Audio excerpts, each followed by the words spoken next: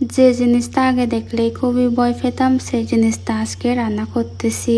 আগে একদমই কচ্ছে মাছ খেতাম না, তবে এই কয়েক বছর ধরে কচ্ছে মাছ খাচ্ছি, এখন ভালোই লাগে। আমাকে যদি কেটে কুটে সব কিছু রেডি করে দেওয়া হয় তখন হচ্ছে আমি রান্না করতে পারি, আর আমি ভালো মতো কচ্ছে মাছটা রান্না করি আর খেতেও খুবই মজা হয়।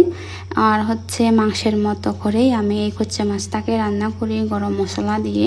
তবে গরম মশলাটা আমি আস্ত দিয়ে থাকি, বেটে দিই না। আর দিয়েছি হচ্ছে তেজপাতা, আদা, রসুন, ধনিয়া, আর হচ্ছে জিরা গুঁড়া, লাল মরিচের গুঁড়া, সব কিছু মশলা একসাথে কষিয়ে অনেকক্ষণ কষিয়েছি, হালকা জল দিয়েও কষিয়েছি। আর হচ্ছে মশলা যত কষানো হবে তত হচ্ছে তরকারির স্বাদটা বেড়ে যায়। তো মাংস রান্না করার সময় সবসময় আমি বেশিরভাগই মশলাটা অনেকক্ষণ কষিয়ে নিই। হয়তো ভিডিওতে সম্পূর্ণ কষানোটা দেখানো সম্ভব হয় না, সেই কারণে হচ্ছে সবটা দেখাই না। তো এই মাছটাকেও আমি মাংসের মতো করেই রান্না করেছি, খেতে খুবই মজা হয়েছিল। আর আমি হচ্ছে গরম জল ব্যবহার করেছিলাম, দেখতেই পাচ্ছেন কালারটা কত সুন্দর, দেখেই তো মনে হচ্ছে না খেতে খুবই মজা হবে। হ্যাঁ, খেতে কিন্তু খুবই মজা হয়েছিল।